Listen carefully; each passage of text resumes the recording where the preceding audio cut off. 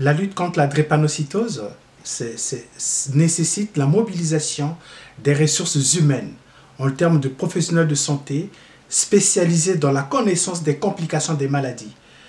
Et puis surtout aussi des structures hospitalières assez adéquates par rapport aux dernières évolutions relevées dans l'industrie pharmaceutique, la recherche médicale et aussi l'équipement en matière de matériel hospitalier.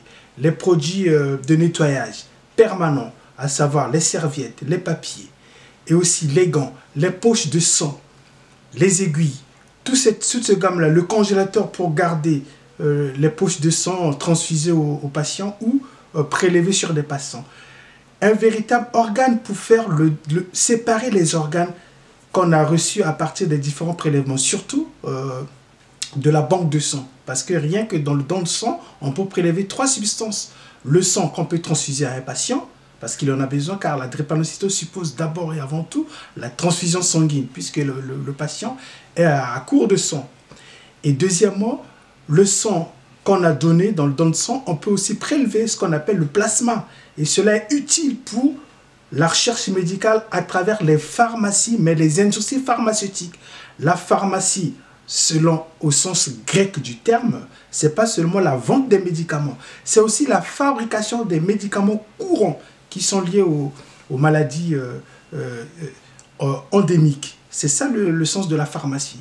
Donc on ne se contente pas à vendre du hydréa ou de l'acide folique pour calmer temporairement les hématies ou les crises douloureuses. Mais non, la pharmacie doit innover, comme surtout chez nous, pays tropical. On a le paludisme, on a la drépanocytose. Donc l'industrie pharmaceutique les docteurs en pharmacie et les laboratoires doivent imaginer toute la médecine naturelle, les plantes qu'on a, les composés marins, tout ce qu'on a là, pour pouvoir les associer à travers les nouvelles techniques de la biologie néolithique, pour pouvoir créer des nouvelles thérapies de la drépanocytose. Vous voyez, donc c'est un ensemble. Pharmacie, hôpital, industrie et aussi l'action gouvernementale, car tout passe par la décision politique.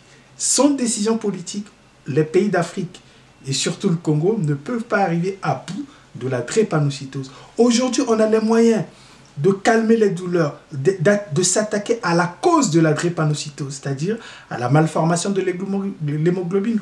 Cette correction à apporter à la personne qui est née AS ou AA, etc. On peut corriger cette anomalie-là avec les nouvelles thérapies, mais cela demande les moyens, la décision politique, la réorientation de la pharmacie en Afrique et au Congo-Brazzaville vers des nouvelles thérapies.